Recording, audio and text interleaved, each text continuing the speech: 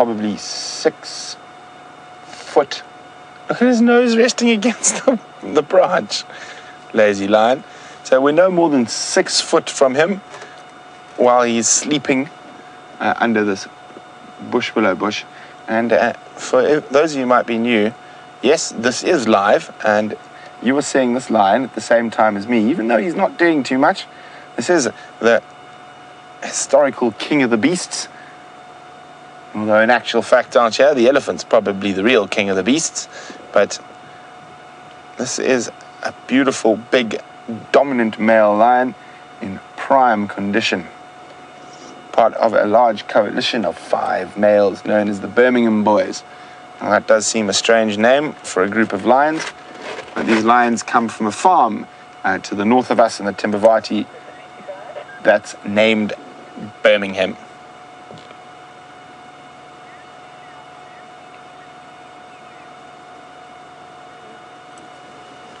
This little detour off Border Patrol.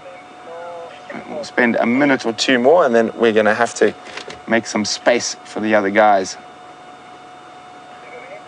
So this is only really a one-vehicle sighting due to the fact that you can only really see them from the spot we parked in. They can't have the normal 3 vehicles here.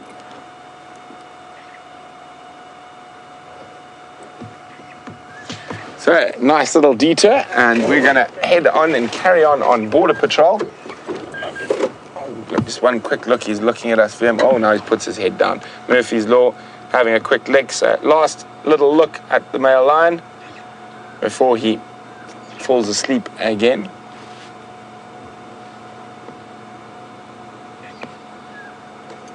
What's he up to there? Just having a lick.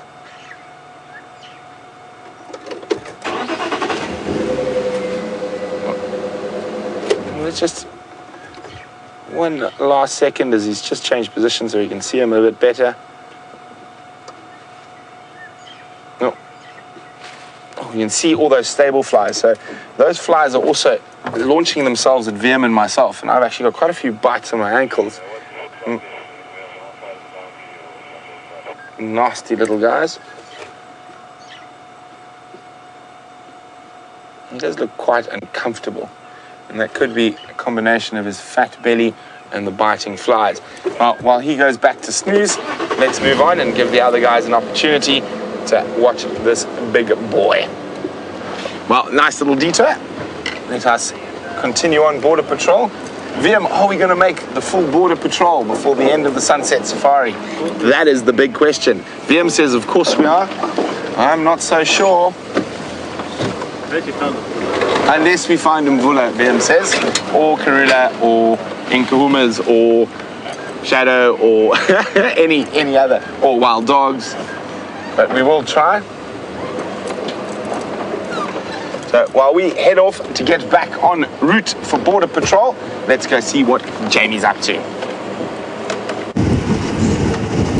Oh, what a wonderful way to get distracted from border control and to surprise you all with one of the lions. And by the sounds of it, Brett did a very sneaky job at that. I've checked every possible road I can think of. I've returned now to the last position of these leopard tracks to just see if I can't figure out exactly where they went off. I mean, she walked along this side of the road, which sort of stands by my theory that she was going to go off in that general direction. Usually, but not always, animals walk along the side of the road that when they do go off, they usually don't walk suddenly straight across to the left and off the road. They usually walk on that side for a little while and then go off. That is very much a generalization, but I'm hoping that that is what has occurred here. And now that it's a little bit cooler, we might have a chance to listen out for alarm calls. We might decide to head out for a drink. But I think failing that, we're just going to head across and check up on Galago Pan, a place that we know is one of Karula's favorite haunts, and see if maybe we just didn't miss the tracks going across the road, which is entirely possible. Certain patches of soil Leopard tracks are like tissue paper blowing across the road.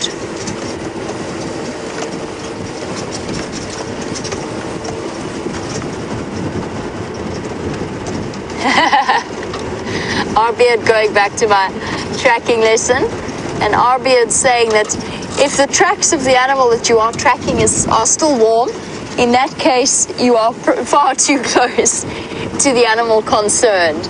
It's happened to all of us before. I think the clearest example that sticks in my mind was Scott at that very junction that I first spotted the tracks with. And Scott jumped out to show everybody the lion tracks, only to realize that the lions were about, what was it, probably about 30, 40 meters away, right up close to him.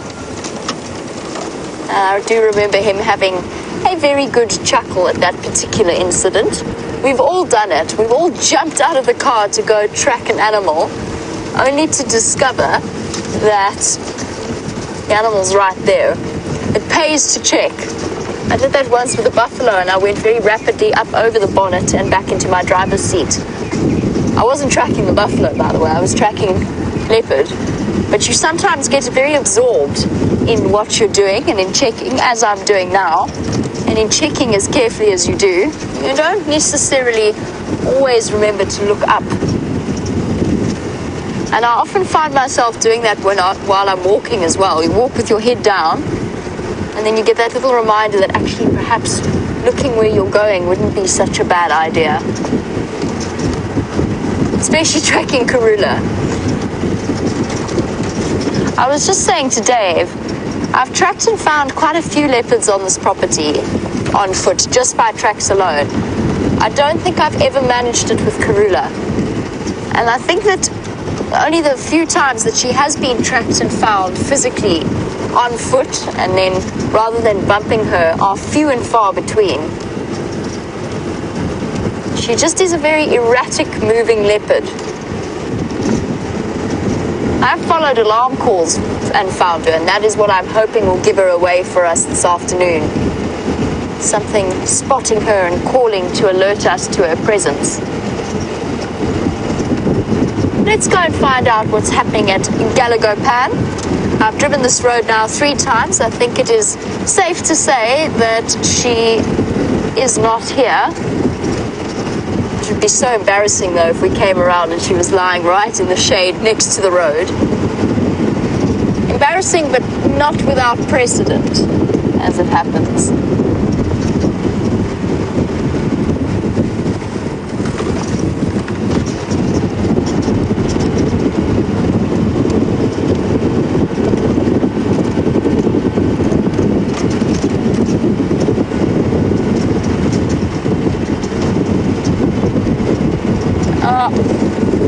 Rob in New York is watching, and he was watching Brent's monitor lizard sighting and was wondering, oh hello Ephraim, sorry Rob, you just have to wait one moment while we observe the social niceties.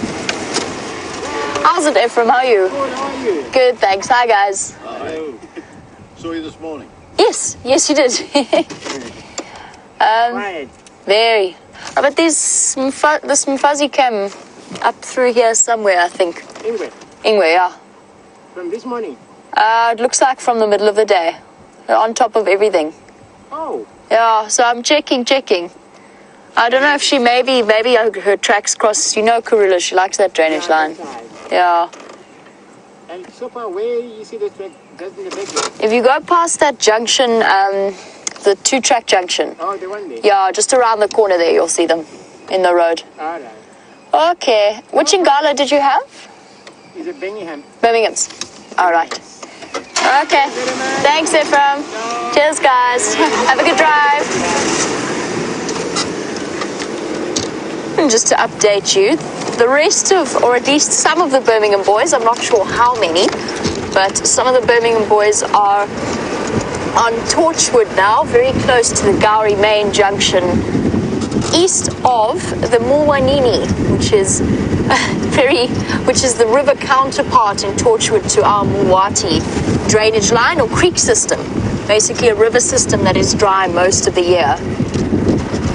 Rob, we were talking, or you were asking about what might eat a what might eat a monitor lizard? The answer is a crocodile might. Large birds of prey certainly would. Now, the larger monitor lizards are very, very strong and very capable of putting up an extraordinary fight. Their tails have an almost whip-like motion that they utilize to great effect. But they can be attacked, particularly martial eagles are partial to them. Martial eagle being the largest eagle that you could see out here, and in fact one of the largest eagle species in South Africa, the largest eagle species in South Africa. That is one option. And Rob, just chatting a little bit about unexplained deaths, and since we're here, I'm not going close to it. I'm going to subject Dave to it, and I'm not actually going to subject myself to it. But a little bit down these power lines, into the drainage line very close to our camp, where this entire herd of impala is currently standing, there was a dead python that Steph found yesterday, and we discussed at length what might have fed on it. And its predators would be similar to those of a monitor lizard. Excuse me, impala, have you seen a cat? The antelope are keeping very quiet this afternoon. We discussed what might have killed the python. Maybe a batalier, maybe a secretary bird, although I doubt it. One answer that I considered last night at about 3 o'clock in the morning, when your brain switches on and that it decides that is thinking time, because nothing is better than 3 o'clock in the morning for thinking. My brain suddenly thought about the possibility of a ground hornbill being responsible for the python's death, but I couldn't understand why it wasn't eaten. That was the mystery to me. This python was at least a day or two old in terms of how decomposed it was, and it still wasn't really, something had fed on it, but it wasn't fully munched on. It probably wandered off. Well, it hasn't wandered off at all. It definitely didn't do any wandering. I meant that a hyena might have wandered off with it by now, being attracted to the smell. Impala don't seem terribly bothered by it, although I must admit, I was certainly pushed to the limits of my strength of my stomach. I don't know why. I'm usually very good with smells, but I think it was the texture as well. Anyway, moving on from that. Monitor lizards, other monitor lizards are a possibility at times. Cannibalism is not impossible. Possibly for the smaller monitor lizards, a species of snakes such as a cobra or indeed a rock python would also be potential predators. But most common, I would say, if we had to look at the highest percentage of what preys upon monitor lizard the most, you'll probably find it's something like a snake eagle, martial eagle, batalier even maybe, could well prey on them. They're adapted as snake eaters. A monitor is a snake with legs, and a little bit bulkier, and a little bit stronger. So those would be the main predators, and sadly, man as well. They're one of the animals that are viewed as symbolically bad luck, and very often are killed because of it, which is fairly ridiculous because in terms of being of service to people around homes, they're ferocious predators of rodents and other such things. Oh, it's two go-away birds. I could not work out what was happening there.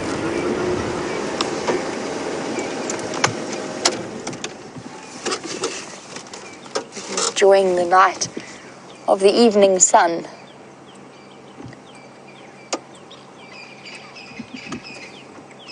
I thought for a second it was a bush baby's tail, to be honest.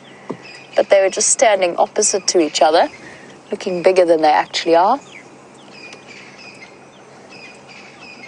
You can also hear two hornbills chattering away to each other. This is a lovely time of evening for birds.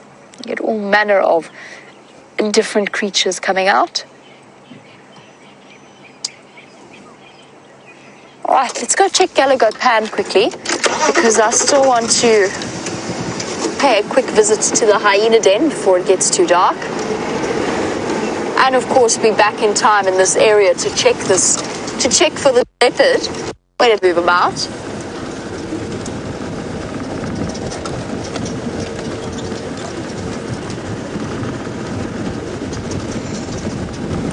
And Gen B, sorry, I don't think I made it fully clear. It is one of the biggest pythons I've seen on Djuma, rather than I've ever seen. It was at least 6 feet long, so at least 2 meters long, and you were wondering, could it have died of old age? And Paul, there you go, there's the answer to your question as well. It was about 6 feet long, it's about 2 meters, that I can see.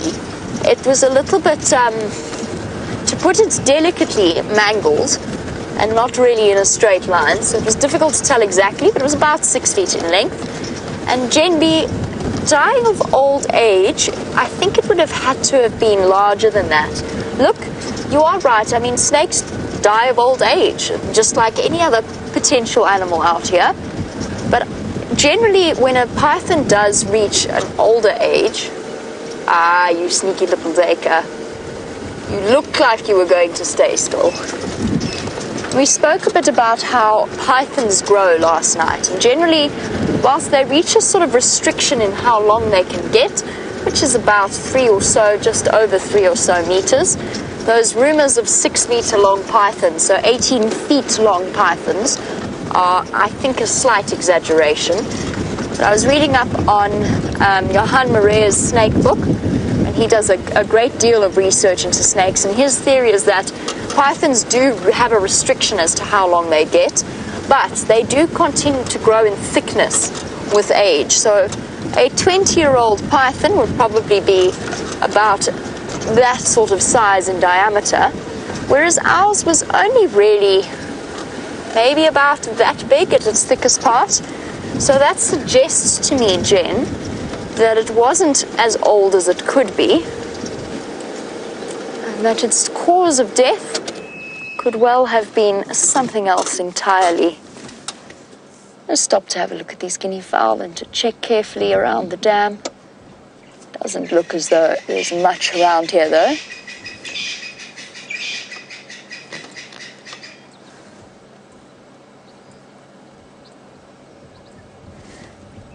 And I'm also taking whatever opportunity I can to just sit nice and still and quietly to listen for alarm calls of things like this guinea fowl that we are looking at, as well as monkeys, Franklin's kudu, and impala.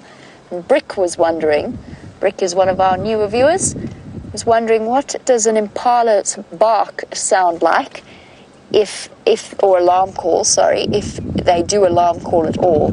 And they do alarm call. It's a very sharp ba, ba, ba, ba, with a whole lot of them doing it at once within the herd. So it's almost like little firecrackers going off when they've seen something that scares them. And impala are very useful because for the most part they alarm call for leopards, lions, cheetah, and nothing else. They don't even alarm call for wild dogs. Such a beautiful evening. It's always interesting when a wild dog pack runs close to an impala herd. Those impala do not waste one breath of lungs on alarm calling or alerting anybody else to their presence. They just run flat out. So that's sort of what impala alarm calls sound like, Brick. And that's also what we are listening out for. Right, let's find out whether Brent has resumed his border patrol around Djuma and Arathusa and find out if he's found anything else for you.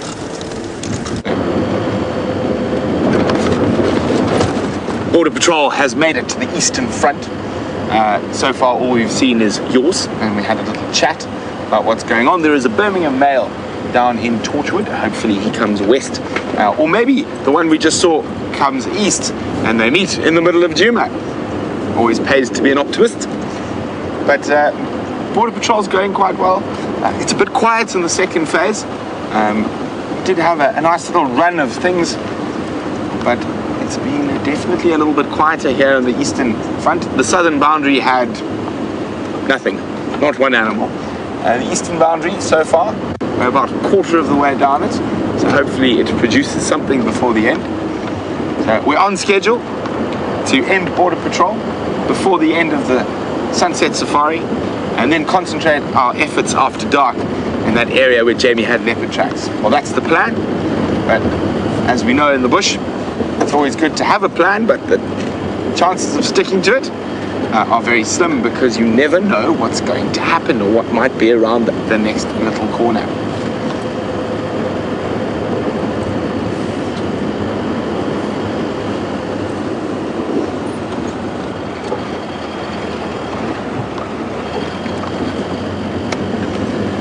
So just a reminder, tonight, for the last hour of the Sunset Safari, we'll be doing things a little bit differently.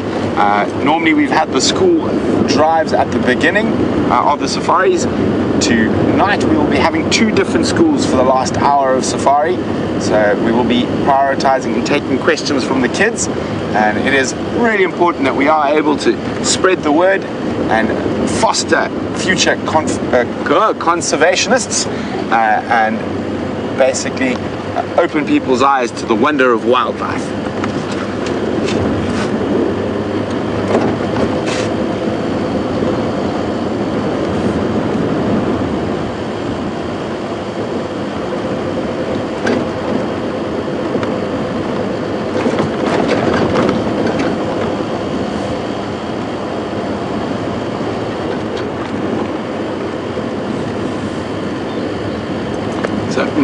In Johannesburg, attack of the dead Karula, is wondering if I've ever seen an art wolf. I have, Michael. I've been very fortunate. I've actually spent quite a bit of time with art wolf, where I used to live in Botswana. We had a very active den, and if you lay on your stomach there, the little cubs used to come up and investigate you. So I have had wonderful art wolf sightings, and I have seen one not far from here, in the Manuleti, on one of our long hauls backwards and forwards when we used to live in the Manuleti and still do game drives here. But in the Sabi Sands, as far as I know, there is one confirmed record of an art wolf in the mid-70s on Londolozi. So not that common in these parts.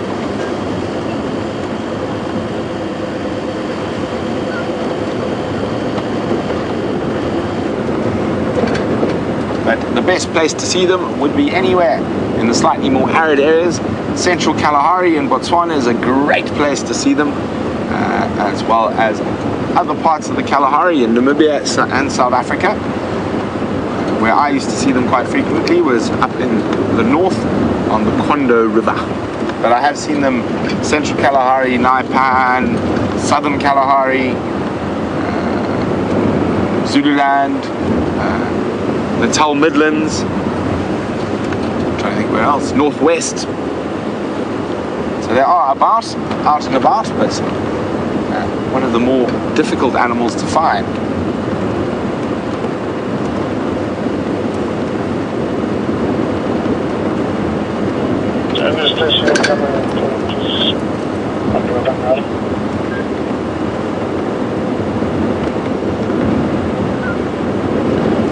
PK in Iowa says either warthogs are a lot bigger than I thought, or a jackal are a lot smaller. How big is a jackal compared to a red fox? So they're a little bit bigger than a red fox. They'll be taller than a red fox, side-striped jackals. But warthogs are probably a lot bigger than you thought. A big male warthog will weigh over 100 kilograms, so well over 200 pounds. So warthogs are quite big pigs. Jackal probably won't weigh more than about 10, not even 10 kilograms, I would say probably about 5.5, 6 kilograms. We can double check that.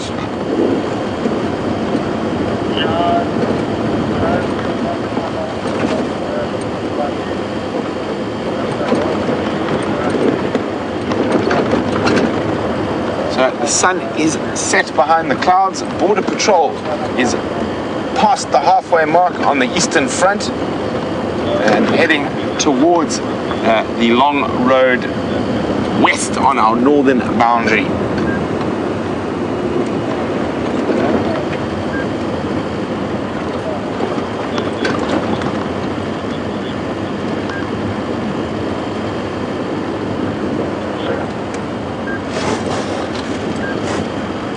Now, Angie in Wisconsin says we're on Border Patrol. Where the cheetah? Angie, not here. Not a track, not a sniff, not a whiff. Last I heard, there were cheetah quite far to the east of us in Buffalo's Hook, but that was still quite a while ago.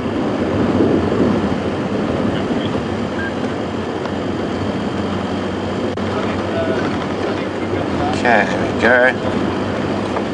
Oh, okay, I was a bit wrong. Yes, so body mass and side striped jackal that we saw ranges from about 6 kilograms to 14 kilograms. Whereas, as I said, an adult warthog will be 100 kilograms. So much, much smaller than the warthog.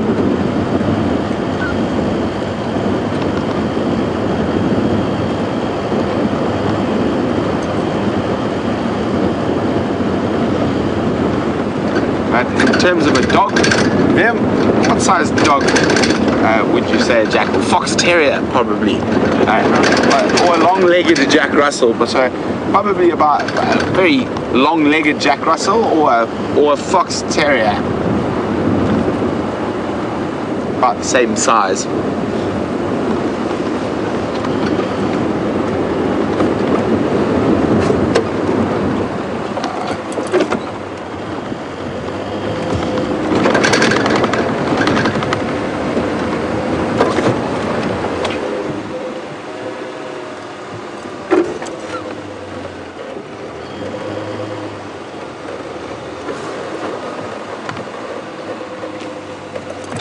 So there we go, and well done, Vim.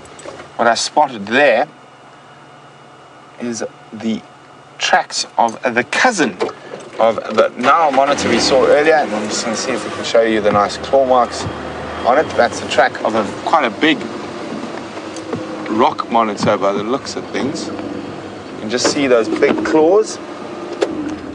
So they also possess those big claws. It seems like a particularly big one. I was hoping it was a drag mark where a leopard had made a kill, but no, just the monitor lizard crossing the road. So Joan, who's in Hertfordshire, so she's noticed the European swallows, or heard the European swallows are back. So they've departed Africa and are already back in England. So I did hear that update from another one of our viewers this morning that they were seen on the south coast. So yes, keep a lookout for the swallows back in the UK.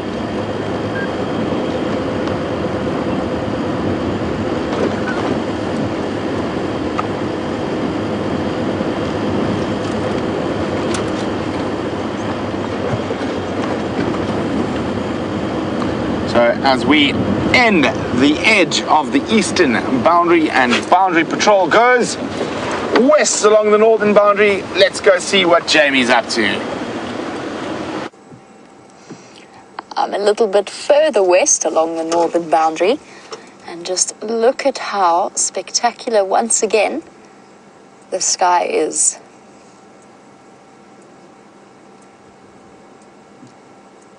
We're starting to see more and more of that wispy cirrus cloud high up above the normal cumulus clouds below. That heralds the start of winter. Looking west across towards the Drakensberg Mountains.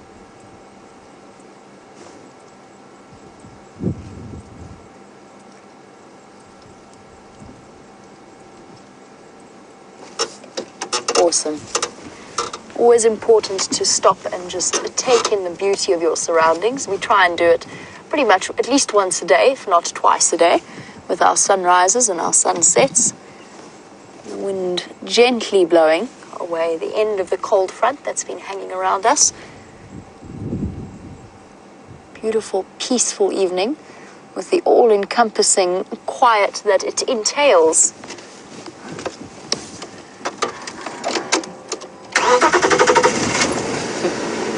Kimber, you were wondering, as we drive along, whether there are any markers in the bush for the guides. And because as we drive along, every place looks the same to you. When you first start out as a safari guide, that's exactly what it feels like, Kimber. It's not actually the case, though, and you learn your bearings very quickly. There are no signposts or markers, but there are natural markers. There's that big tree down the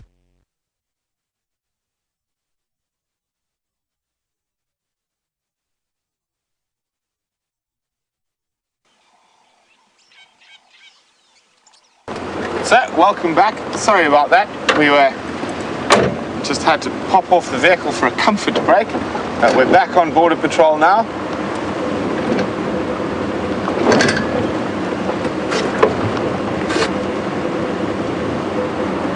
So far, the eastern, as you saw, the eastern boundary didn't bring us much luck, but the northern boundary has brought us an animal.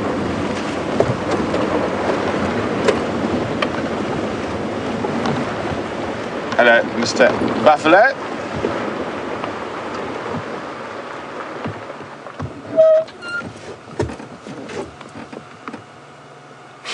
Looks slightly bemused with the grass in his mouth.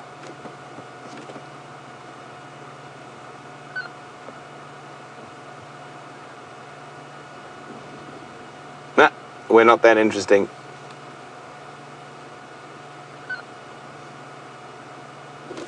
See that bottom jaw of the ruminant, how it goes side to side there. Jup, jup. Oh, he's got that bit for this time. Having a last snack before heading up onto the crest to bed down for the evening.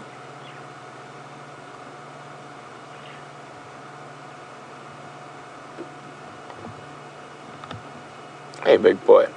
So I wonder if there's normally one or two other old boys around. It isn't impossible that he's by himself.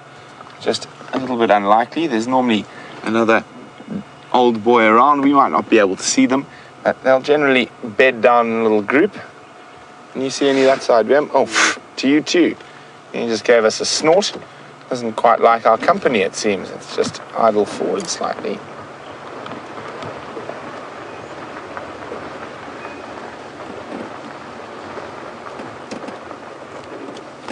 And you can see coloration on the horns, particularly that red coloration. Oh, there he goes. He's feeling a bit nervous. So we're not going to put any more pressure on him. So Jamie seems to be back, and she is with the second most dominant predator in the Sabi Sands. Let's go have a look. Look where we are, right back at one of my favorite places to be on Djuma. A warm welcome to the students of Mrs. Wyckoff's class at First Colonial High School in Virginia Beach. Isn't this just incredible? Now, your class has timed itself perfectly. None of the other school classes that we've had recently, we've managed to be able to show them this, and that's just because it's the perfect time of day to be at the spotted hyena den. The right time to arrive and see the cubs out and playing. So, meet the two newest additions to the hyena clan.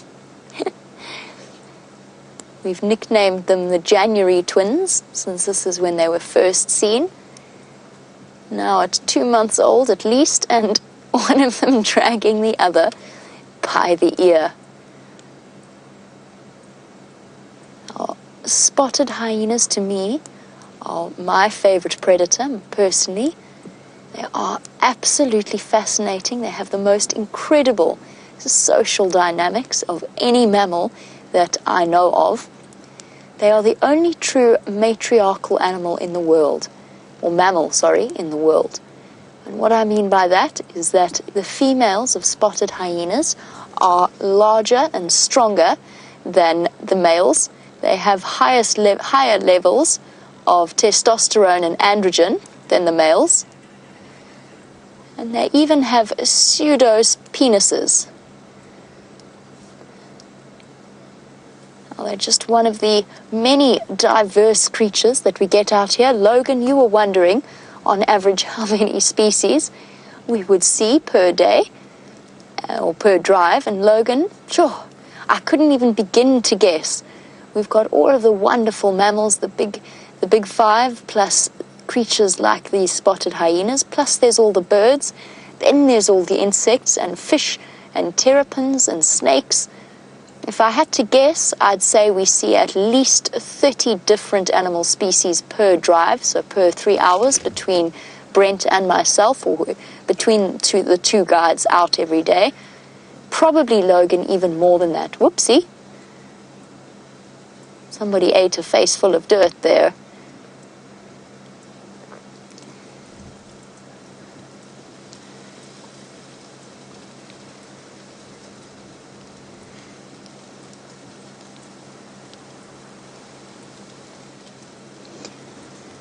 Now the wind is gently blowing and starting to cool down, and these hyena cubs are facing a time of plenty as our dry season draws near.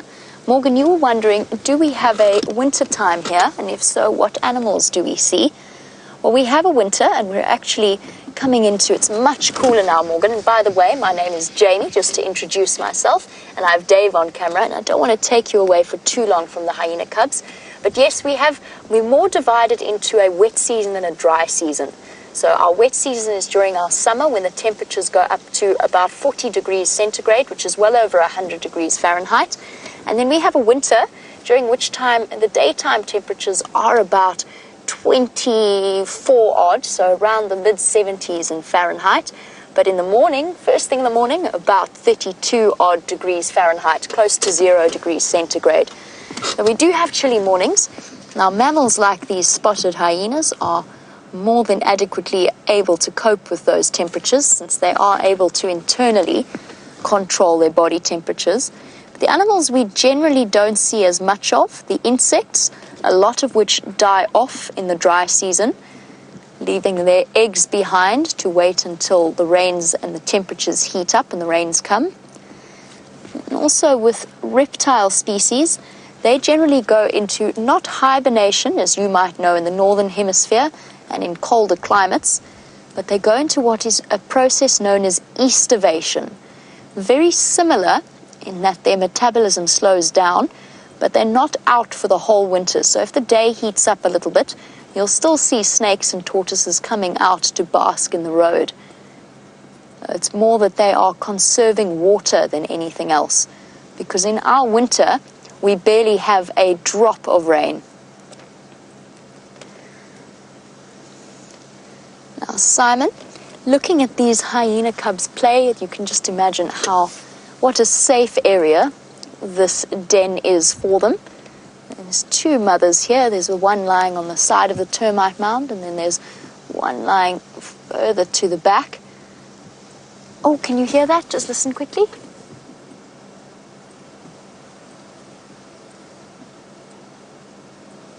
It's very far away. That's a hyena contact calling. Ooh. One of my favorite nighttime sounds of the bush. So, Simon, the fascinating things about spotted hyenas is it depends on how high-ranking their mother is. And that will determine how long they stay with their mothers. So the average is about a year or a little bit longer. But if their mother is a high-ranking individual, so if she's the matriarch or one of the matriarch's daughters with the cubs, they could stay and drink her milk for up to a year and a half. For the sort of lower-ranking females, like the mother of this little cub that's on your screen at the moment, for the lower-ranking females, they might lactate for a little bit less of a time. Our light is slowly fading, and Brent has found one of Africa's largest, or the largest mammal in Africa. Why don't you jump on the back quickly so you can have a look?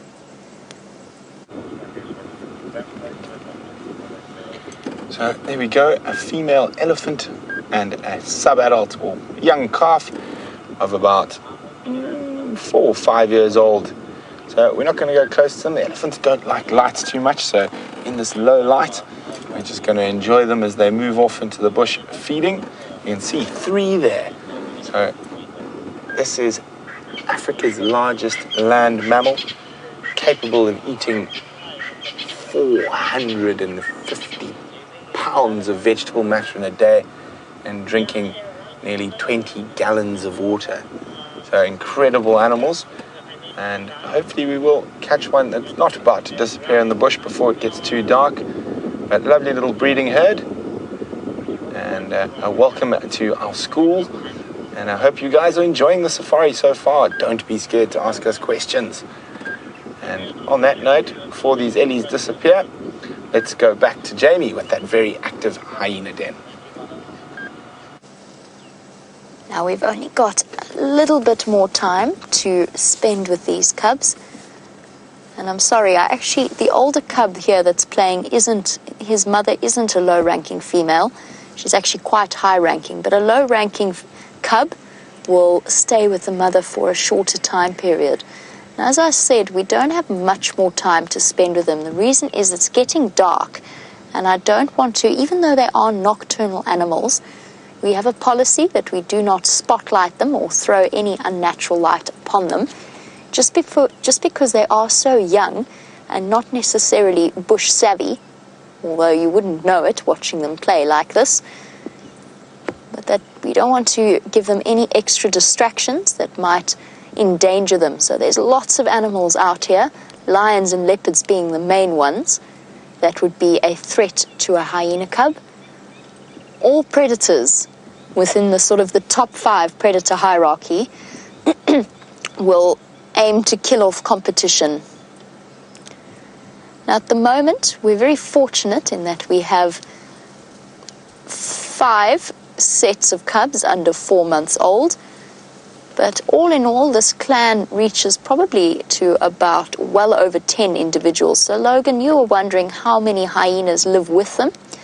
Now, the den site within a spotted hyena clans is a meeting place. It's where the cubs and their mothers will spend. The cubs will live there, and the mothers will spend a significant portion of their day with them. But the rest of the clan will come and go and visit as they want to. We're not sure exactly how many members of this clan there are, but there's at least 10, probably closer to 15, that we know are still alive and well, and maybe even more than that. It's hard to know when we see an individual hyena if it's still part of this particular clan or if it's part of another clan. We do, however, keep track of all of the members that we see regularly. Us very much like laughter. And at night it can be quite a creepy sound, but hyenas are an animal that have such an unfair reputation, in a large part due, for example, to films like The Lion King, where they are portrayed as mangy scavengers and no good thieves and the bad guys, when in fact hyenas are more than capable hunters, and in fact probably more efficient hunters than something like a lion or a leopard. They also have exceptionally complex social dynamics. Their problem-solving skills are second to none out here. Their problem-solving and social communication, topped only maybe by the primates, but even then, in studies they have shown, look at the mom reaching her neck over on the right there, checking up on a suckling cub. And then, oh, there, those big bone-crushing teeth.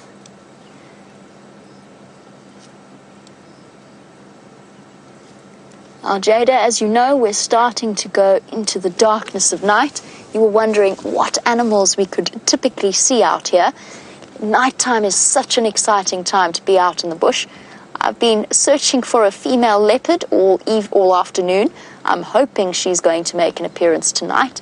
We could also see lions, you could see porcupines, civets, animals known as a civet, 2 medium-sized cats, a serval and a caracal, honey badgers, and I'm sure many of you have heard about the attitude of a honey badger in Africa.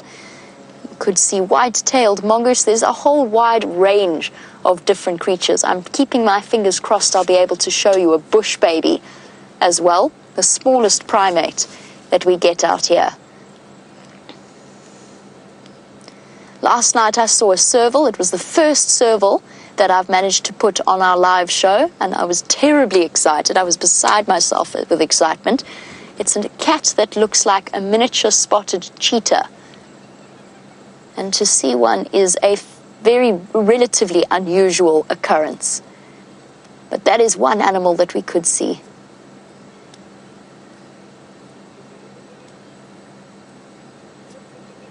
As you can see, it is getting very dark here, so we're going to have to say goodbye to our wonderful hyena family and leave them to the safety of their termite mounds. And while I go out in search of other nocturnal wonders, let's find out what Brent has in store for you.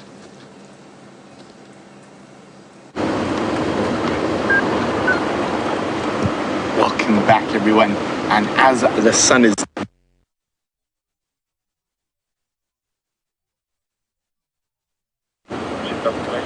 80% of all the more interesting mammal species come out at night, and we're hoping to find some of those for you. They can be few and far between. Also a good chance of nightjars, snakes and frogs.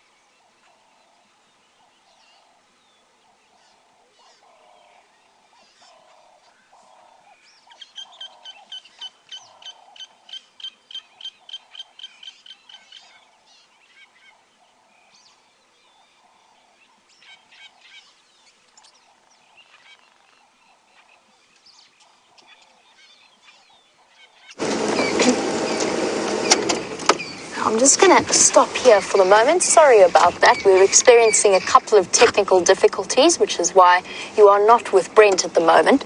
I'm going to stop here and just explain to you, just in case my signal does disappear as we drive down the road. It also gives Dave a chance to try and switch on my headlights. We've had a slight problematic wiring problem in this particular vehicle's headlight system, which gives the cameraman complete control over when I turn my headlights on, which is an interesting experience. Let's just have a look at this guy, since he is currently sitting on the front of the bonnet so nicely for us. Sorry, Dave, I'm looking on the bonnet itself. My mistake. Usually we put things on the dashboard. There he is, a bit to the left, a bit further. There he is. Some kind of grasshopper. I honestly have no idea which one it is. There are so many different kinds of insects out here that knowing each and every single species is almost an impossibility. The reason I say that he's a grasshopper is that he's got relatively short antennae, plus those powerful jumping back legs.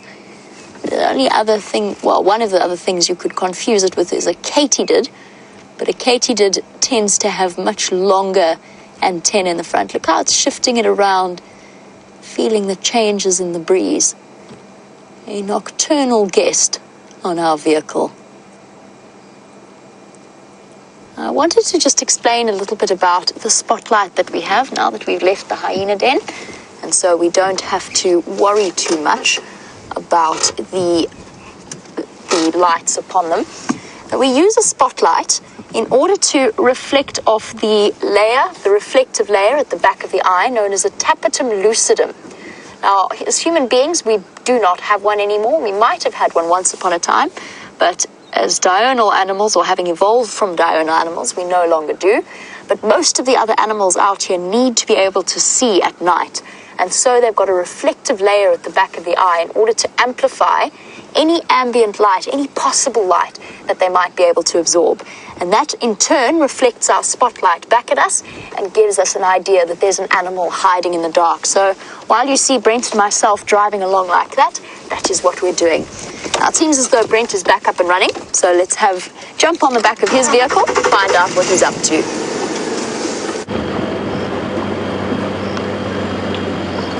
So sorry about that, chaps, as we disappeared into that dip. We lost a bit of signal, but that is what happens when we're live out from the African bush. We do experience some difficulties from time to time. So a big welcome to Mrs. Wyckoff's class from 1st Colonial High School, and let's see what's out and about. So far we've only ever had the safaris in daylight. So as we go into nighttime, we can looking for quite a different set of species. but also some of the species we've seen before, their behavior changes. So now, if you've wondered why you want... Oh, quick link to Jamie, she's got a nightjar. Here we go. What looks like a fiery-necked nightjar in the middle of the road, one of our nocturnal species of bird, utilizing the road because it's a nice open space and a place that he can catch insects on. Wide, large eyes capable of absorbing as much light as possible, and at the same time, a mouth that can open exceptionally wide in order to catch insects in the dark, insects like moths and various flying insects. And in fact, he might even be attracted to some of the ones that are following my vehicle lights. I'm going to leave him be in the road, let him get on with his nocturnal hunting, and I'm going to say a farewell to Mrs. Mykoff's class. It's been wonderful having you on board. I hope that you are able to join us on the back of our safaris at other times. Don't forget, we do this twice a day, every day, and I'm sure your teacher will be able to provide you with the details there. Enjoy the rest of your day, and I hope to see you again. Cheers.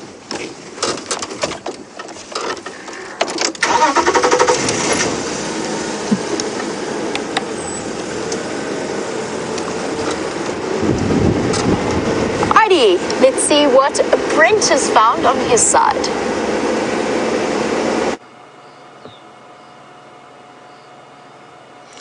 So here we have, looks like a serrated, it is a serrated hinged terrapin. So as some of these small puddles and pans dry up, the terrapin are going to move, and they're capable of walking quite big distances between water. And now it's been a really hot day, so he's waited for the cool of night to move from whatever water body he was in that was drying up to the next one. Feeling a little self-conscious, so shame we're going to leave him be.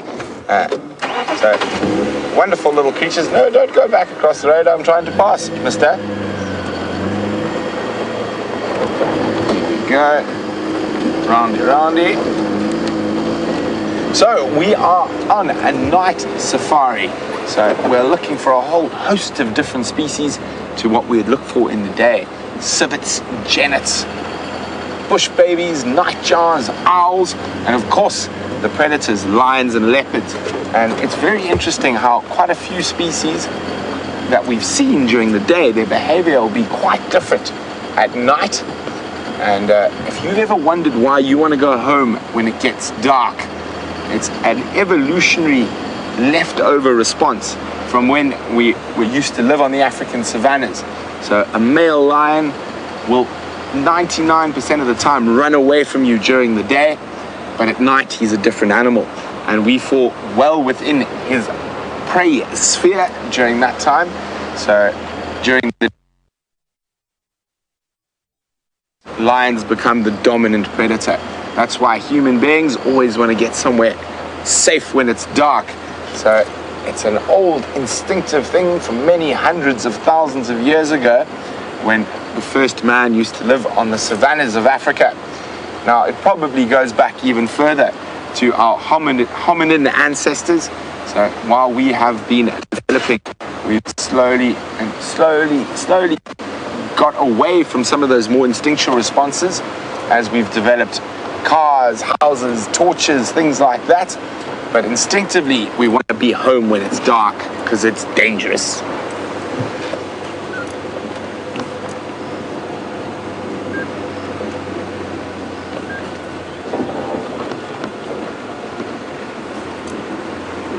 So some are wondering whether we're in a preservation or we're in wide open Africa. Well, it's a bit of both, Simon. We're in the Greater Kruger National Park, which is 9.5 million acres of unfenced wilderness area. So an area about the size of Switzerland, the country. So it's wide open Africa for sure.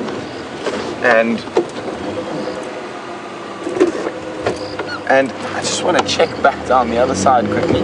And so, Simon, in terms of species, there are a lot of species. There are over 50 mammal species. probably over 50 reptile species, over 400 bird species, about 40 fish species. And so we're in wide open Africa. Sorry, there's been a male leopard who's been hanging around this area, and I'm just going on a hunch that he might pop out a bit further down.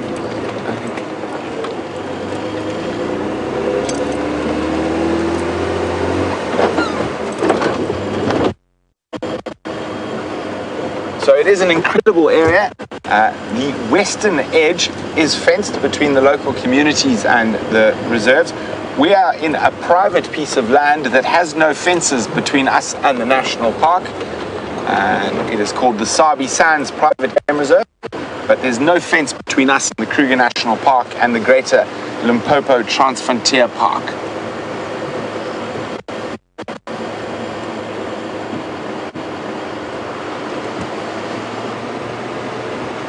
And there, speaking about the local communities, you can just see the lights of some of those local communities outside of the reserve there in the distance. And the Shangaan people are the people that live in this area.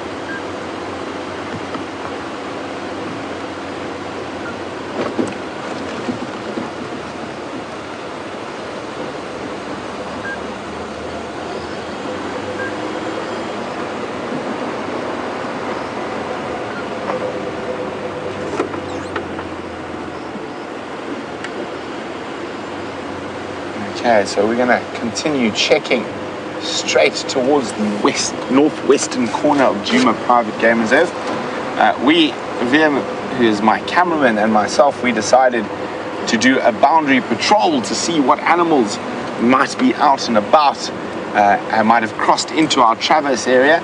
So even though there are no fences between the different reserves, of course, we can't drive everywhere. So we stick on our little patch. But the animals can go wherever they want.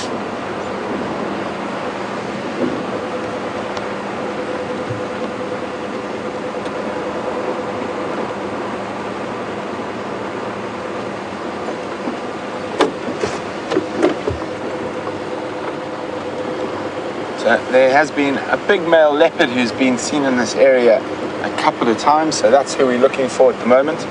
And now that the sun is set, he's probably going to be on the move. So we're hoping he's going to be utilizing one of the roads, and that we will catch up with him. And VM and I have nearly finished the border patrol. We've driven the whole border of Djuma and Arathusa game reserves. We have about 500 meters to go, VM.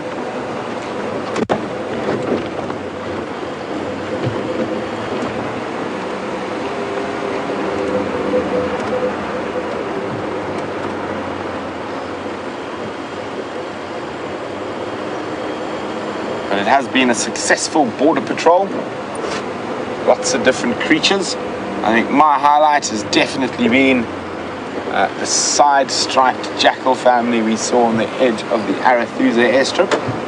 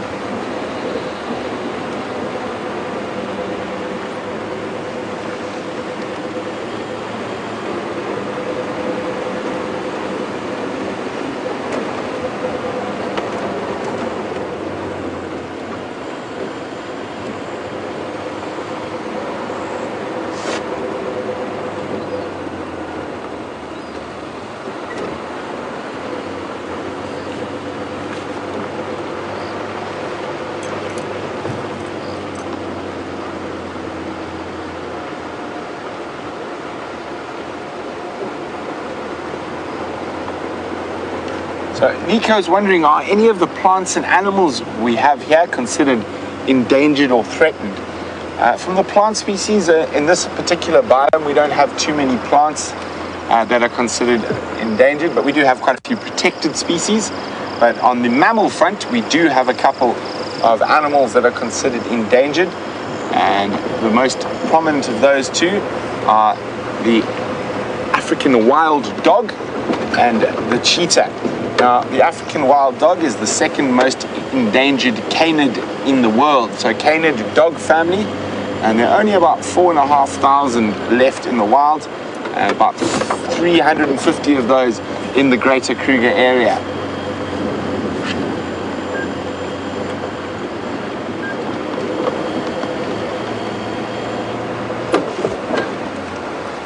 Just wanted to check here. Sometimes this leopard likes to walk up towards, there's the exit gate of the Sabi Sands, so just checking this game path.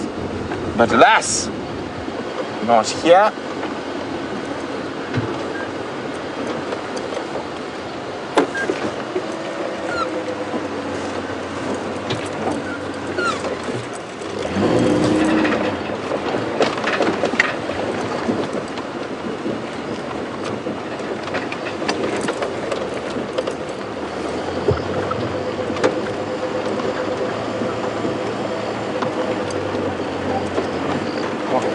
Suzanne would like to know, are we allowed to defend ourselves if an animal or animals begin to attack and charge us? Suzanne, we are, but my personal choice of defense is knowing what to do, and I've never had to raise a firearm or anything, and I actually choose to walk and operate in the bush without a gun. It's much safer. There we have a little scrub hare. So a member of the Legomorph family, hares and rabbits. Sorry, I'm just going to put the spotlight on my knee so it's a bit more stable. Here we go. Now, a hare is precocial and a rabbit is altricial. Now, a lot of people think the major difference between rabbits and hares is length of ears and body size and all sorts of things like that. However, in Africa, our rabbits and hares look very, very similar. Now, the main difference between a rabbit and a hare comes with their young. So a rabbit gives birth to completely blind and naked babies, so they don't have any fur on them, in a den under the ground called a warren. A hare gives birth to perfect miniature versions of the adults that are able to run within minutes of birth. Now, that is called precocial. So lots of the animals out here that get eaten by things are precocial. So impala, zebra, wildebeest, giraffe, whether a rabbit is altricial, and that means it takes care to look after the babies, and normally, which makes this very unusual, because normally the altricial species are predators and primates, so lions, leopards, human beings, gorillas, chimpanzees. On that note, a big welcome to Mrs. Wycroft's second class at First Colonial High School. I hope you guys are ready for an exciting nocturnal safari. So we're going to be in search of quite a few different species we don't see during the day, like that little scrub hare I was just showing you.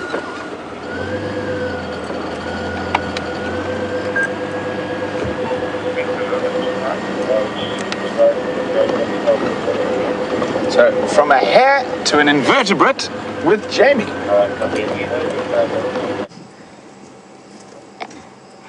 And a very warm welcome to all of you on board with our sunset safari. And how many of you are currently going ew? This is one of my favorite little invertebrates. It is called a millipede. Not to be confused with a centipede. Both of them have lots and lots of legs. The difference being that millipedes are vegetarians, they are herbivores, whilst centipedes are fierce, voracious carnivores, they are predators. That being said, this is not a little guy that you want to eat. He is deadly, deadly poisonous. He carries a cyanide-like toxin in his body, but perfectly harmless for me to handle. And isn't he just too cool? All those little segments to his body, all of his little legs running furiously. Shame, poor guy. I'm going to put him back soon. Don't worry, buddy. It's okay. Look at all those legs go like waves. Over my arm. Over my hand. Oh, don't go that way. Don't go that way. I don't want to drop you. No, we need to put you back on the ground. All right. I think that we should let this little guy go. In the meantime, while I do that, let's find out what Brent has planned.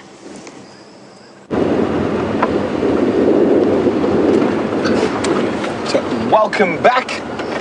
Now, with the last class, we started discussing why people want to go home in the dark. Now, I'm going to put this back to you guys. Why do you think you feel safe at nighttime when you're at home? Oh, what was that running there, man? Oh, look at that, a gecko. It looks like a Moreau's tropical house gecko. Let me just move the light a little bit. Just turn the car off, there we go. A Moreau's tropical house gecko. So there's another one of the wonderful little nocturnal creatures that comes out. Voracious little hunters. You wouldn't want to be a moth or a bug around a gecko. There he is. We'll let him move off. Now, he'll be hunting. He'll be moving off towards another tree. Kobe would like to know, how do animals regulate their temperature? Well, Cody, I was going to mention elephants. So elephants have those massive ears that act as a big air conditioning system. What is crawling around on me? I can't see. And they're able to pump about 2 gallons of blood into those ears as they flap them. And that's how they regulate their temperature. Your cats, like lions and leopards, they'll do it by panting, heavy panting, drawing air over the blood vessels in their tongue and in their mouth. And various different animals have various different methods. If you think about buffalo, an elephant as well will elephant will spray mud all over themselves. Buffalo will wallow in mud and in pans. Warthogs will also wallow. But a lot of the animals will regulate their body temperature by staying out of the hot sun during the heat of the day. Sorry, I have a something on me. What is it? Oh, oops, can't see it. Keeps crawling around in my shoe. Hopefully it doesn't bite me. Now, a very important thing to know, if you ever are out in the wilderness, is a lot of people... What is that? Is Charlie over here? Here we got... What do you got? Those eyes. They keep popping out. I think there was a little bushveld gerbil, rodent, that was popping its eyes out there. So you see where that little stick is in the center of frame? There's a hole there, and something just popped its head out of that hole. So quite often what you do is you turn the light off and you wait for a few seconds in the same spot, and then there it is, up them. Inside that little thing there. So it looks like a little bushveld gerbil, so a little rodent. He's made a disappearing act again. We're going to try the light trick one more time. So a lot of the little rodent species, so the mice and rats here, are mostly nocturnal. Oh, he's not falling for it again. But there we go. There was a little bushveld gerbil scuttling about on that termite mound. Probably lives in that little hole there, and they'll come out at night and collect grass seeds and fruit from buffalo thorns and guarri bushes and store them in there for the dry months. Maybe we might get lucky enough to catch another glimpse of him from the side. No, I think he's scuttled back down his hole.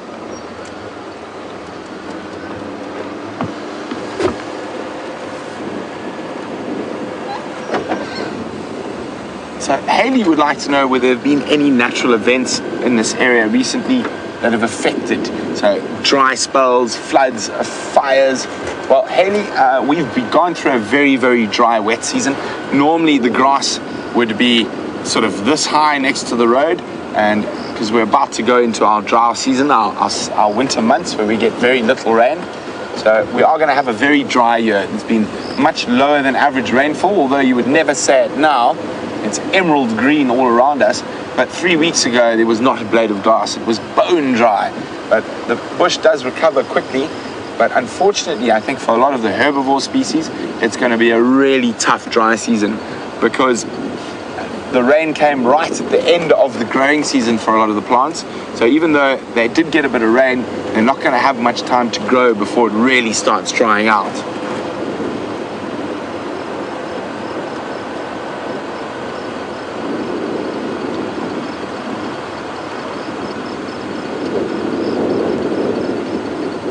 So Miko would like to know, do lions hunt at night? And what do they hunt for? Well, Miko, one of the fortunate things about being a lion is they will hunt for anything, but mostly medium to large antelope, so wildebeest, zebra, even buffalo, giraffe, but they can hunt during the day, but they generally prefer to hunt at night. Sorry guys, there's a big herd of impala there, and I'll flash my lights above it. So we turn off our lights when we go through the diurnal animals, and you can just see, you probably just catch their eyes shining in the base of my spotlight. Can they see? So I'll do a quick flash across for you so you can see. There we go, big group of them. So there's a reason we don't keep our lights on them at night, is it blinds them temporarily. So we don't want to make it easier for the lions and the leopards, but we also don't want to give the impala unfair advantage. So I'm just going to have to drive in the dark. While I drive around in the dark, let's go see what Jamie's been up to. I've spent the whole afternoon to see if I can this area.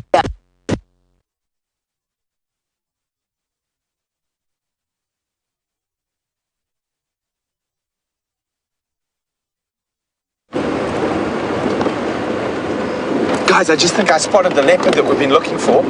I just spotted her on the edge here. She might be showing interest in those impala we're driving through past. Did you see where she went, Viam? Right here. There she is.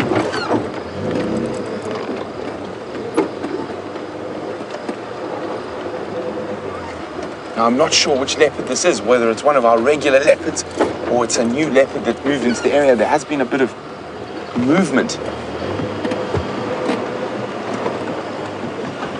with the leopards at the moment. Let's see if we can spot it again.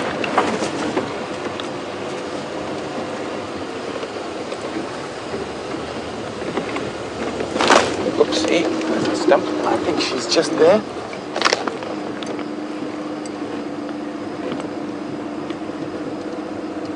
Where she disappeared to? There.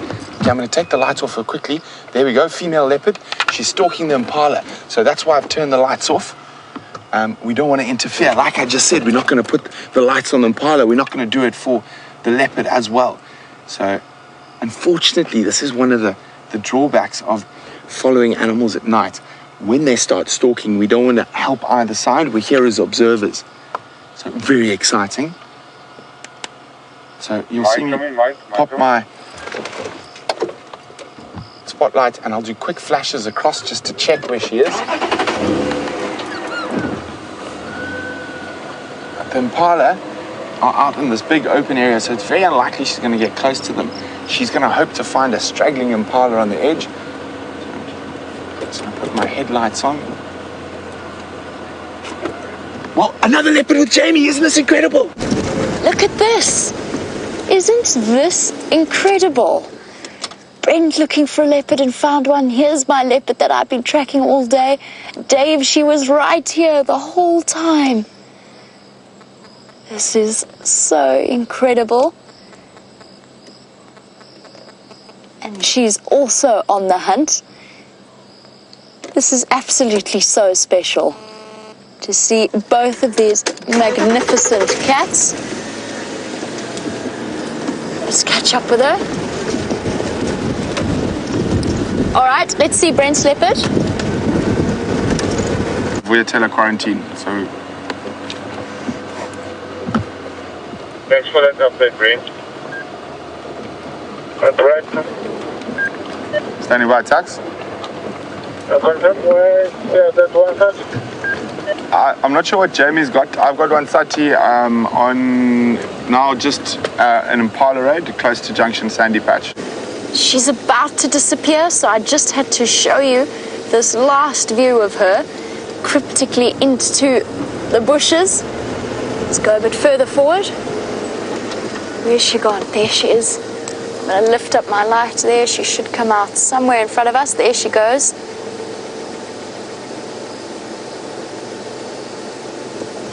Now, nothing compares to the excitement of finding a leopard hunting at night. There she goes again.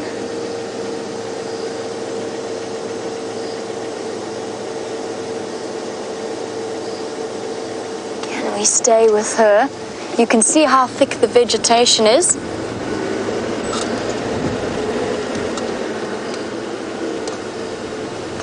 Now, this hardly ever happens to us. This is incredible. I'm hoping she's gonna come out. Let's just go. I know exactly where she's gonna come out. Hold on a sec. We haven't lost her. We just need to reposition. She's gonna pop out right close to the camp where we live. Can you believe it?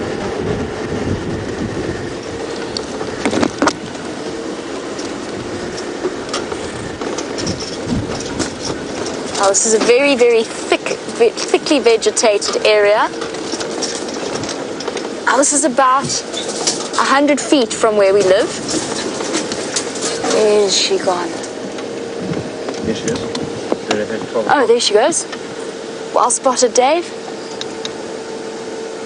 Craig, you were wondering about the top predators of the night versus the day. Oh, everybody watch your heads. Sorry, Craig, bear with me for 1 second while I try and stay with her.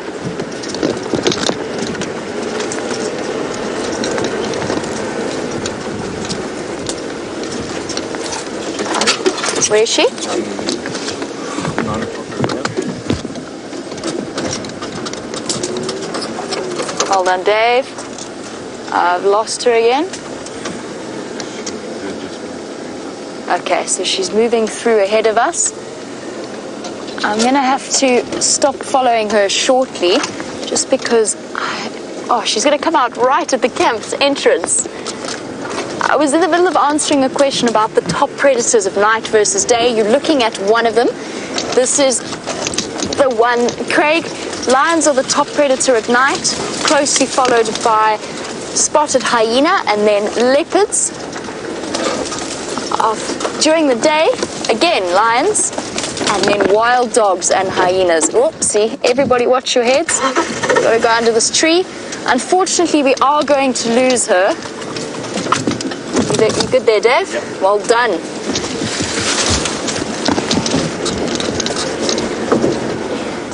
Such an exciting sighting. There she is, Got her? There she goes. Incredible.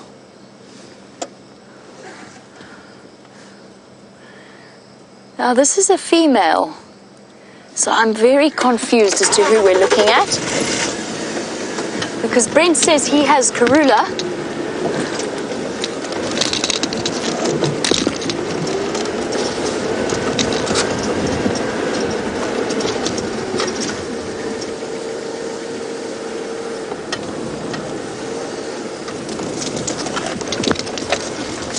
Where did you go, girl?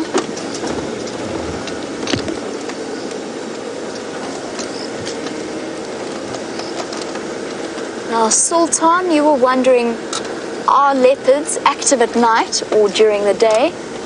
And the answer, Sultan, is mainly at night, although leopards are a funny thing. They can be... Guys, this is, by the way, where we live. This is the fence to our house. Oh, there she goes. Dave, you ready? A tenner. Thank you. Cool, thank you. I've just seen her dash across the gate and down the pathway that the ladies walk to direct our show every day. I know where she might pop out. She might even be going. You got her? There, I see her, yeah, I see her. Hold on, everyone. And now very soon we are going to leave her because she might be wanting to go on the hunt. At the moment she's not hunting. Now William, you see how I'm struggling to stay. Oh, hold on. Just show them quickly there, Dave. There's a whole load of... Right, we're going to switch off all of our lights just as Brent has done. It is our job not to disturb a hunt, and that is exactly what she's going to want to do. Dave, can you take care of my headlights, please? Thank you. Engine off. There, look at the moon, guys, while we sit here in the dark.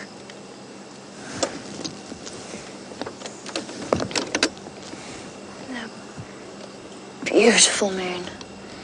Now this leopard is hunting and we can't switch on our lights. But we've got the most stunning visuals.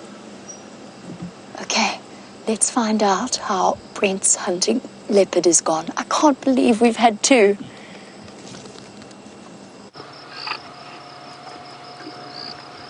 So guys, we're sitting in the dark. So we've turned off most of our lights.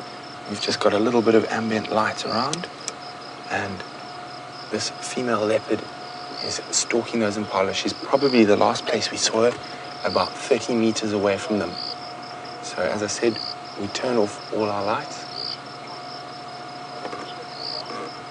And isn't this incredible? We've been searching for leopards for days, and now in the matter of minutes we found two. And that's the amazing thing about being in the bush.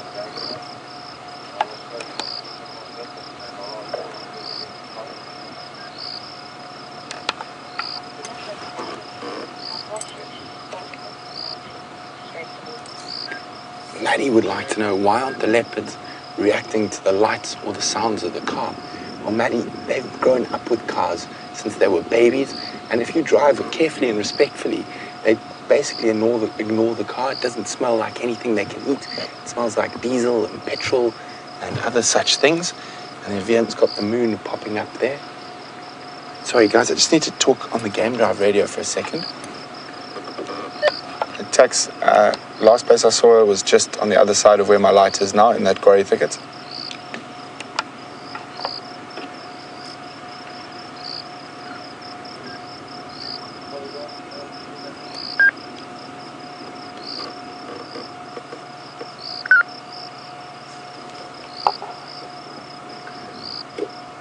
So Ty is wondering, what do leopards hunt for? Well, generally small to medium-sized antelope, Ty, so anything from a little duiker or steenbok to an impala, and occasionally even something as big as a kudu. But we're going to jump it back across to Jamie because I've got to be on the Game Drive channel for a bit. But if anything happens, we'll be right back. Tax, I saw her about 4 minutes ago. She was flat. I'm shuffling forward just for a slightly better view of the moon. I'm still not entirely sure if she's seen these impala or not, or if she's actually moved past them. I'm just going to switch on my spotlight ever so quickly to check down the road. Just how incredible is this almost full moon? Okay, I think that she's left. I think she has left these impala. But the problem is, a leopard hunt can take a tremendous amount of time. So they are very, very patient animals. And they spend a great deal of time stalking. There is somebody behind me that wants to get past, and I can't see who it is. Dave, can you maybe... Is it Eugene? Okay, unfortunately, he's just going to have to wait for now. We'll go around. Oh, there's a grasshopper on my neck. It just crawled down my shirt. Now, Ray, it might be something amazing that we've just seen with a leopard walking right past our camp. And you were saying, is there any danger of animals walking into our living area? Yes. Would they come in? Yes, they might. They can definitely get through the fence. We regularly have hyena coming through, a little bit of a sniff. Sometimes the elephants come through. I've had a hippo try and climb into my swimming pool, and so on and so forth. Is it exceptionally dangerous? No. definitely no more so, in fact far less dangerous than living in a city. I'm just checking. Okay, my last visual of her was, I've just seen her walking somewhere there, but walking away. All right, lights are going off again, I'm afraid. So no danger for us living in the house, as long as we're aware. We know we live in the animal's home, so it's up to us to be careful. And of course, there's always the possibility of the odd snake, but we're always very aware of it. Let's find out how Brent's hunt is going.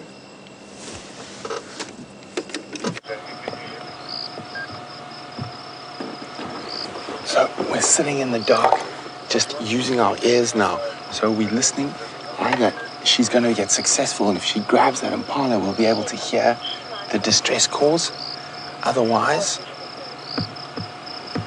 we're going to hear the impala start snorting alarm calls at her. Now, the moon that you've just seen rising is not going to help the leopard. So they prefer dark nights. So the moon gives the animals, the diurnal animals like impala, a little bit better night vision. And you must remember, their night vision is far better than ours. So very exciting. We're not going to move. We're going to sit right here, watch the moon rise, and listen to the leopard hunt.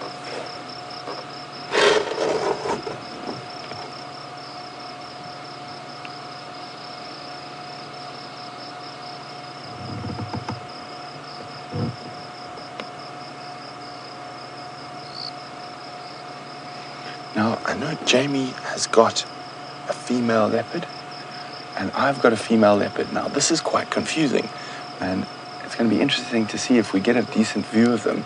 I thought this could be Karula, and that's just because of the very saggy belly.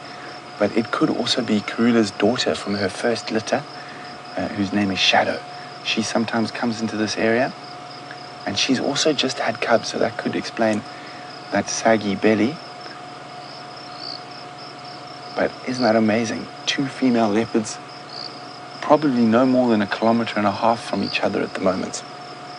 The road we're sitting on is the traditional boundary between them.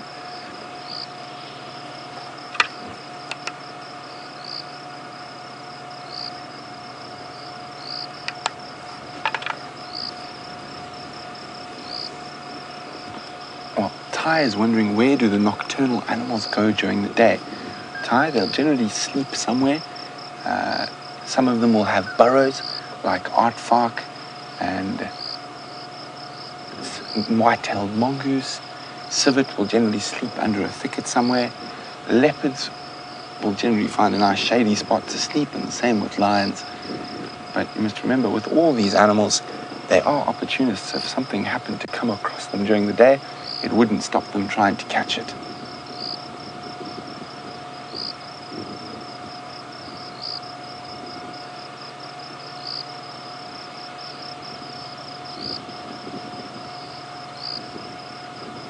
So great news. Mrs. Wayne Koff's class from First Colonial High School is going to stay with us because we're extending over time to see how this leopard hunt plays out.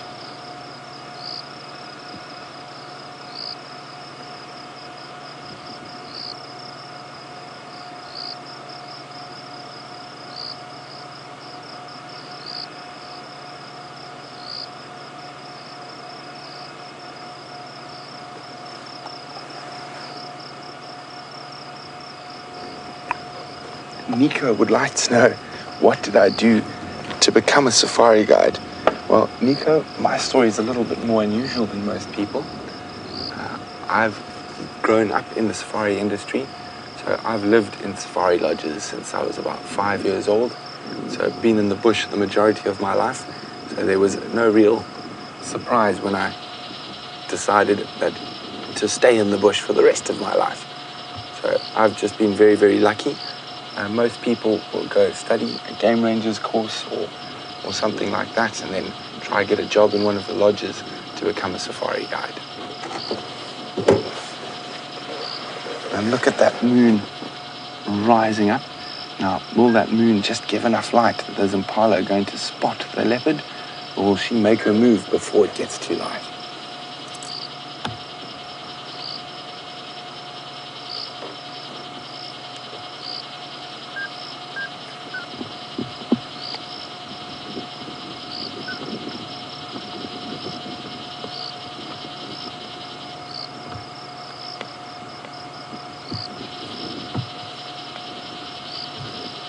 So, as I've said, we're not going to put the lights on, and it's very difficult for us to see or know how the hunt is going. The last time we saw her, she was about 30 meters away from the impala. Now, a leopard will generally only make that final dash at the far end at about 15 meters, but prefers to be as close as about 5 meters. And they can be very, very patient. So it's very difficult for us to say. The last time I saw her, she was moving through these thickets and she was getting quite close to the impala.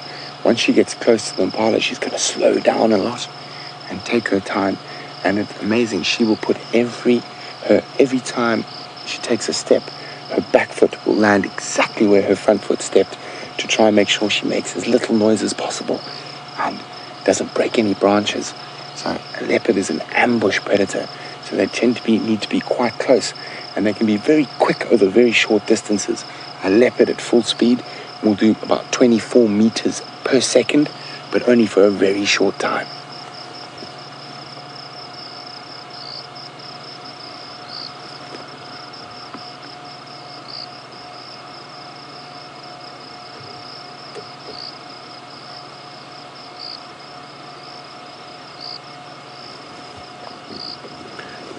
When looking at that moon, it's got a very wonderful yellowy orange tinge to it.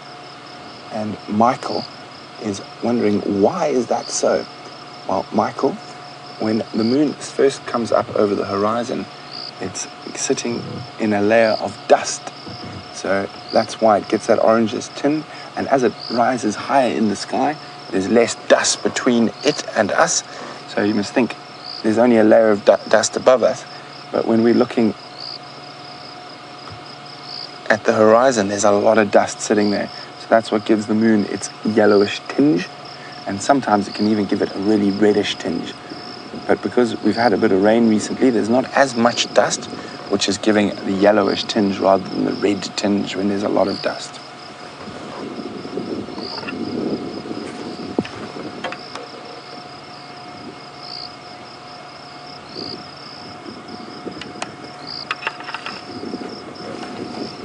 Friends wondering, what is an impala comparable to that you guys have in America? Oh, there's a hyena calling. Well, it's about the size of a white-tailed deer is the best description I can give you. Yeah, the hyenas. Ooh.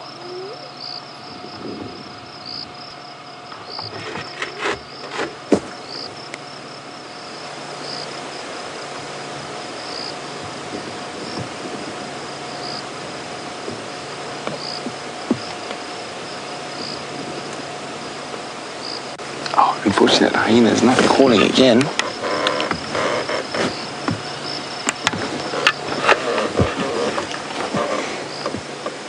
So when viewing wildlife, one of the more important sort of tools at seeing some of the most incredible stuff is patience. And you quite often have to sit for hours upon hours to catch those kills and incredible sightings. But there's nowhere else I'd rather be. Hyena's calling again.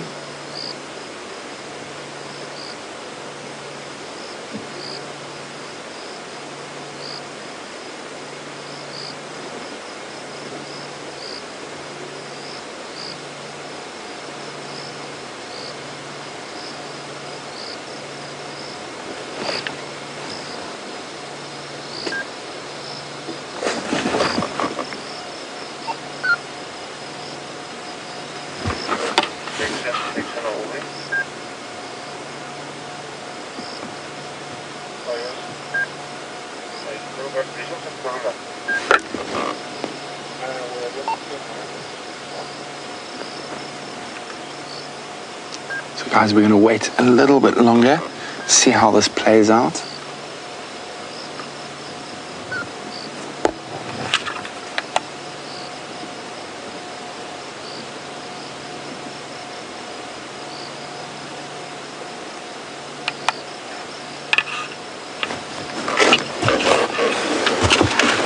I'm just going to move slightly to where I saw her last to see if we can just figure out if she has still stalking or if she's given up.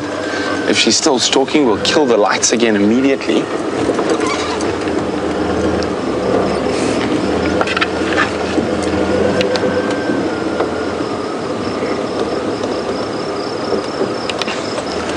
So Haley is wondering how many animals do we see each day. Haley, that is completely dependent on the day. Some days we see incredible amounts of animals, and other days we see very few. The animals move, and it's not a zoo, so we can't keep them fenced in. They go all over the place, and it all depends on how much water's around, how much food's around.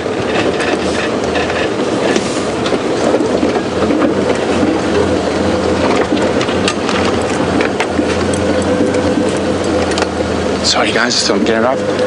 Tax, I'm just going to check the last place I had visual quickly.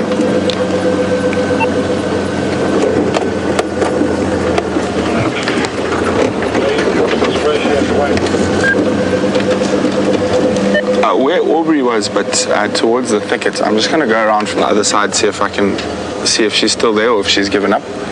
I'm not sure whether this is Karula. I could be Shadow, because Jamie had another Mafazi on quarantine.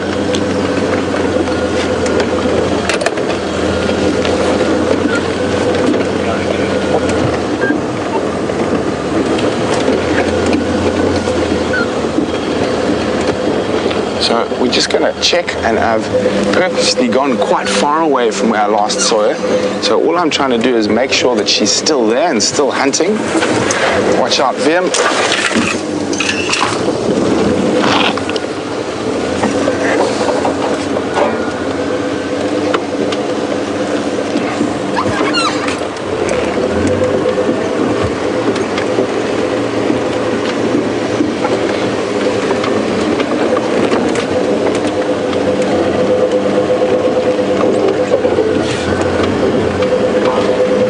Just what we're going to do is try to get onto the edge of the clearing opposite where I think she's going, but I'm keeping my distance from her because I said we don't want to disturb.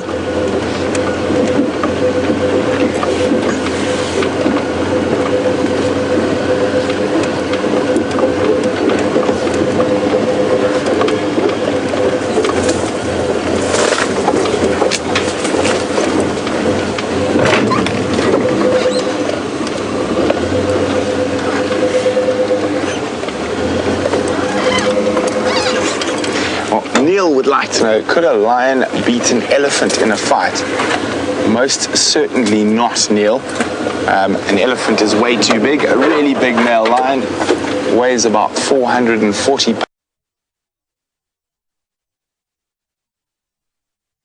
pounds, whereas a really big elephant weighs 6,000 kilograms. I'm not sure what that is in pounds. Wildy, do you know the maths? Guessing around 11,000. From where I would put the light is far from the impalas on the right-hand side. Oh, there we go. She's given up on the impalas. Aubrey's found her.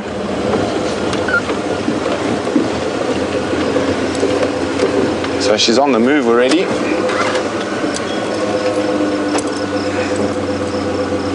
Let me just double check that. So Orbs, confirm you've got visual? On your right-hand side where we have put the light further out. Okay, copy. Thanks. So it looks like she's given up on the hunt for now. Now this is not unusual for a leopard, and so she's moved away from where we last saw her, and she might often just play the patience game, sit in the edge of these thickets all night, waiting for that impala to meander a little bit close to wherever she is.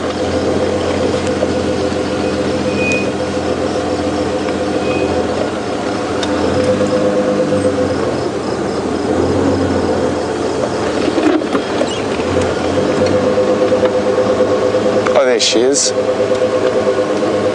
So she's moved away and she's having a sleep. I'm not sure exactly. Oh no, which leopard is this? I don't know if this is the... Over coming. Sorry, I'm going to move the car again a bit. Already, I'm here with Jamie, but we can't locate this fuzzy here at the moment. Can I make my way slowly to your side? This is a new leopard for me. And she's got a wound. She's got a wound on her stomach. I'm not sure exactly which leopard that was. I didn't get a good look before she moved off. A little bit like Shadow. Yeah, it does look a little bit like Shadow. It does look like she had a fresh wound on her stomach.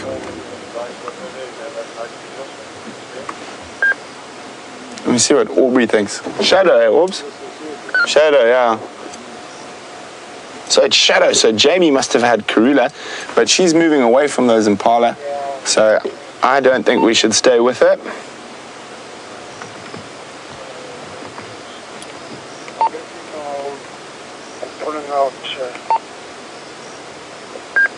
So this is right on the edge of her. I'm going to stay here quarantine for a while. Yeah. Right on the edge of her territory, and I've seen her and her mom have some really big snarling matches here. And it does look like she's got a wound on her stomach. I'm not sure what that's from. But she has given birth recently, and you could see that sort of excess skin hanging off her belly.